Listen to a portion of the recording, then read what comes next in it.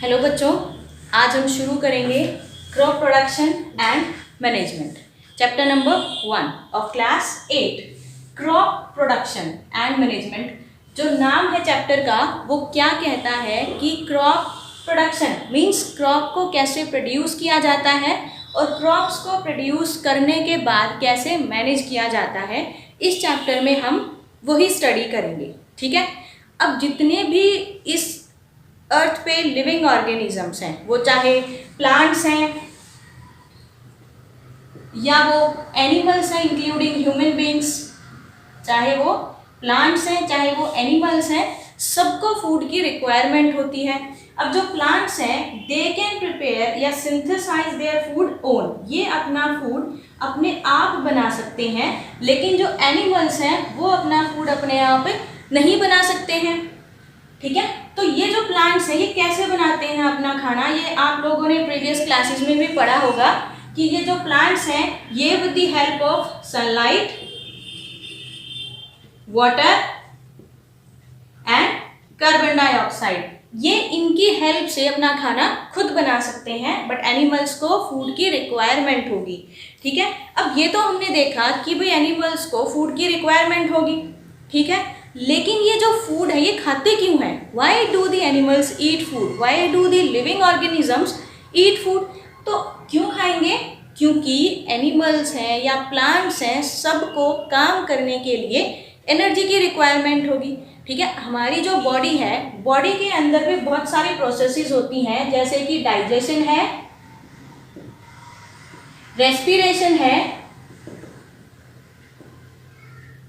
Excretion है, ठीक है। ऐसे बहुत सारी एक्टिविटीज हैं हमारे बॉडी के अंदर जो ऐसे चलती रहती हैं, ठीक है। इनके लिए एनर्जी की रिक्वायरमेंट होती है। वो जो एनर्जी है वो हमें कहाँ से मिलेगी? खाने से, यानी कि फूड से एनर्जी मिलेगी, ठीक है। अब फूड से एनर्जी तो मिलती है, लेकिन फूड कहाँ से मिलेगा? फूड कहाँ से मिलेगा? फूड है वो जो ह्यूमन बीइंग्स हैं या कोई भी एनिमल्स है वो किसको खाते हैं? वो खाते हैं या तो प्लांट्स को या फिर एनिमल्स को भी या फिर दोनों को ही, ठीक है। फूड कहाँ से मिलता है? प्लांट से और एनिमल से मिलता है, ठीक है। लेकिन अगर हम अपने कंट्री की बात करें या जितनी भी पॉपुलेशन है ओवर द वर्ल्ड उसकी बात करेंगे तो it is a very very large scale, बहुत बड़ा स्केल है। तो इतने बड़े स्केल पे हम खाना कहाँ से लाएंगे?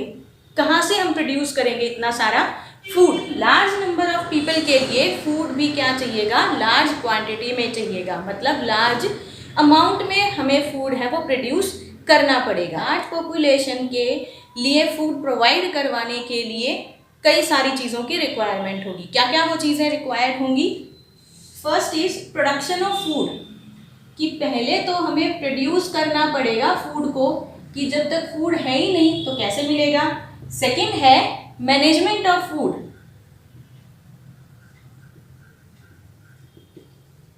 Management of food, and third है डिस्ट्रीब्यूशन ऑफ फूड।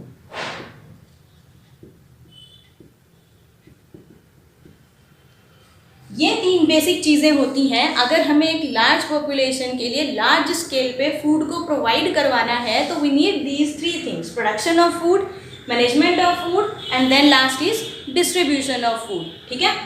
ये थ्री चीज़ें रिक्वायर्ड हैं, ओके। तो इन्हीं चीज़ों की रिक्वायरमेंट के लिए फर्स्ट है प्रोडक्शन ऑफ फूड। इसी प्रोडक्शन ऑफ फूड को लेके we are going to talk, ठीक है। हम इसी को लेके अब बातें करेंगे या पढ़ेंगे। फर्स्ट है एग्रीकल्चरल प्रैक्टिसेस।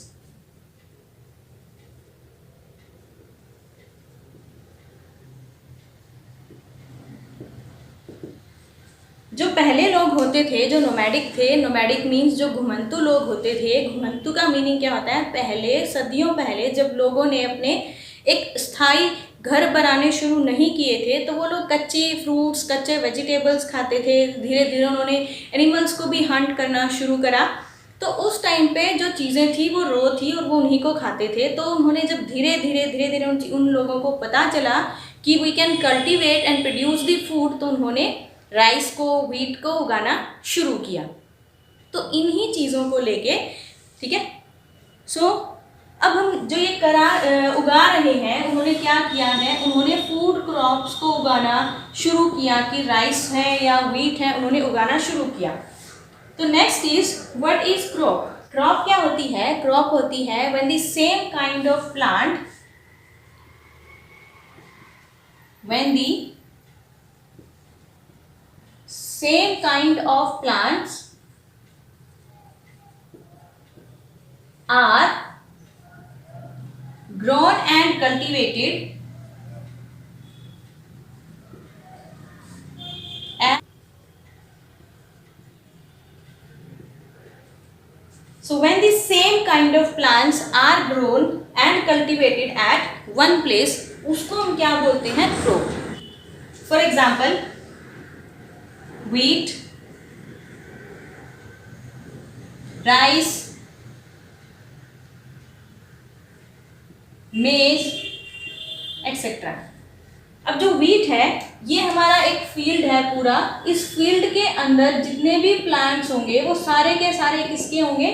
व्हीट के होंगे। ठीक है, ये पूरा फील्ड, जब इस पूरे के पूरे फील्ड के अंदर एक जैसे प्लांट हम ग्रो करवा रहे हैं दैट आर ऑफ व्हीट, तो उसको हम क्या बोलेंगे?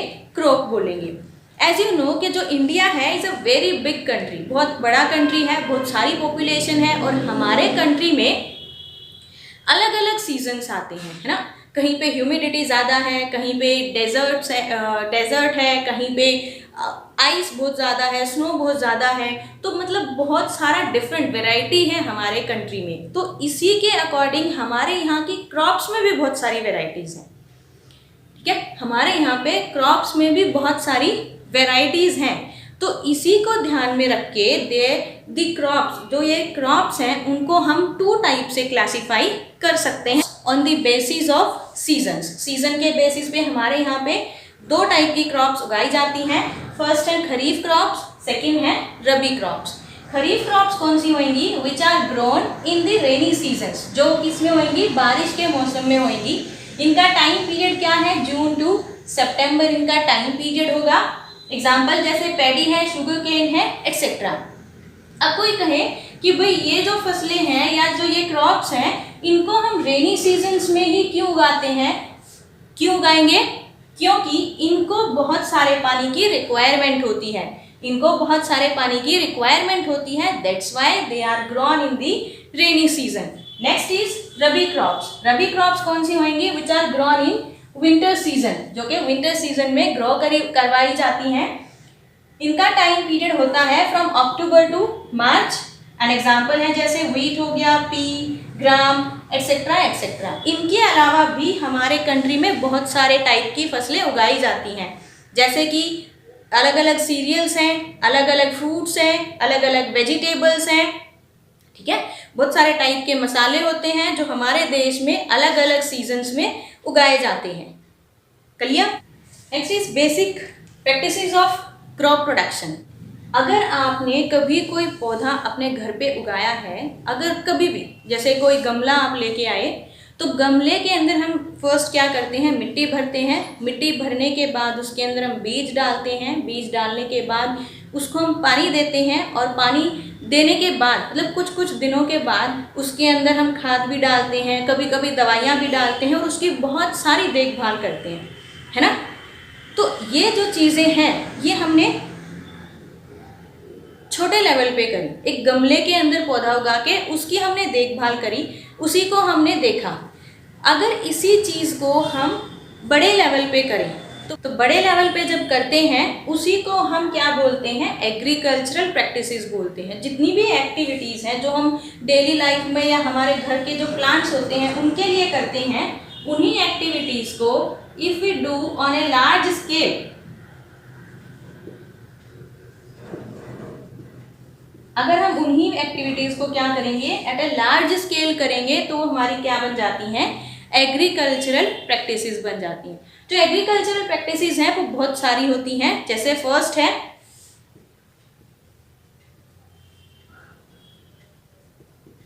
Preparation of soil. फर्स्ट क्या है? Preparation of soil. Preparation of soil का मीनिंग क्या है कि हमने किसी एक फील्ड के ऊपर एक फसल उगाई, वो फसल को उगाने के बाद जब वो प्रोड्यूस हो चुकी है तो जो ज़मीन है वो थोड़ी सी टाइट हो जाती है। ठीक है, जब वो टाइट हो जाएगी तो उस पर जब हम कोई नई फसल उगाएंगे तो वो अच्छे से उग नहीं पाती है। उसी सोइल को क्या करते हैं, लूज करवाते हैं एंड टर्न करते हैं, ठीक है। तो उसको हम बोलते हैं प्रिपरेशन ऑफ सोइल। मीन्स जो मिट्टी थी, वहाँ की जो सोइल थी, उसकी लूजनिंग करवानी है, उसको टर्न करवाना है, तो that comes under the preparation of soil.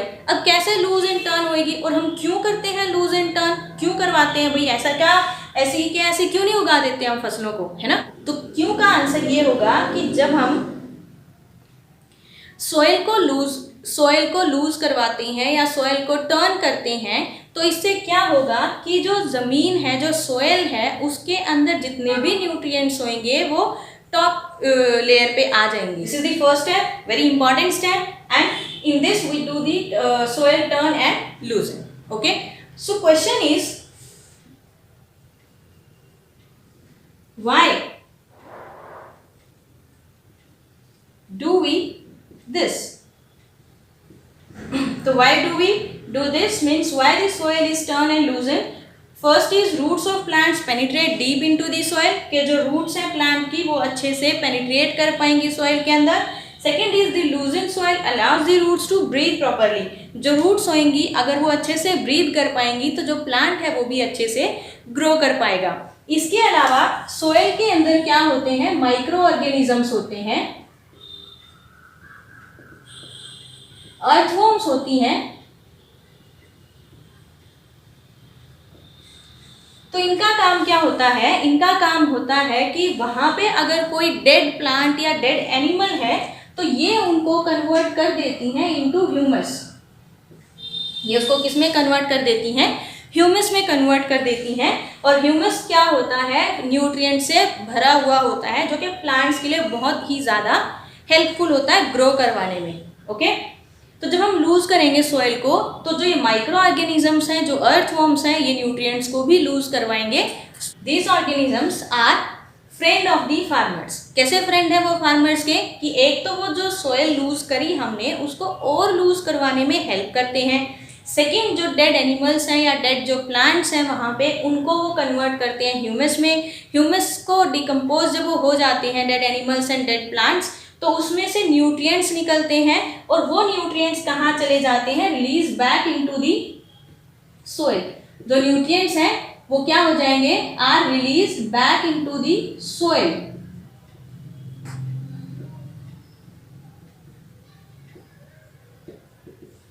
और इन्हीं न्यूट्रिएंट्स को जो नए प्लांट्स हम उगाएंगे उन्हीं न्यूट्रिएंट्स को लेके वो अच्छे से ग्रो कर पाएंगे। ठीक है, that's why loosening and turning of the soil is most important. The process of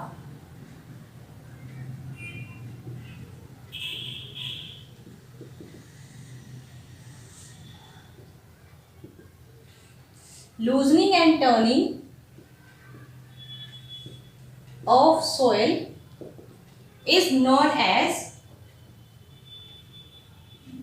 tilling or plowing। जो ये प्रोसेस है सोइल को लूज करने की या टर्न करने की, इसको हम क्या बोलते हैं, टिलिंग या फिर प्लोइंग। जो ये प्रोसेस है वो किसकी हेल्प से करी जाती है, प्लो की हेल्प से करी जाती है। ठीक है, ये जो प्रोसेस है ये प्लो की हेल्प से करी जाती है। अगर कभी भी सॉइल है अगर वो बहुत ज़्यादा टाइट हो जाती है तो उसको प्लो करने से पहले इरिगेट किया जाता है, मतलब उसमें पानी भी दिया जाता है और कई बार उसमें मैन्योर भी ऐड किया जाता है।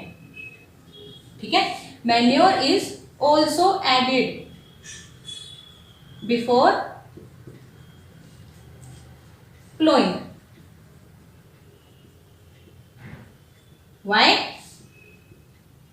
So that ये जो मैन्योर है ये अच्छे से मिक्स हो जाए, so that ये जो मैन्योर है वो अच्छे से मिक्स हो जाए सोइल के अंदर और प्लांट्स को इजी हो जाए न्यूट्रिएंट्स को एब्जॉर्ब करना। Okay, so this was our preparation of soil. We'll do the only first activity today, first agricultural practice today. So in next classes we'll do the next practices. Thank you.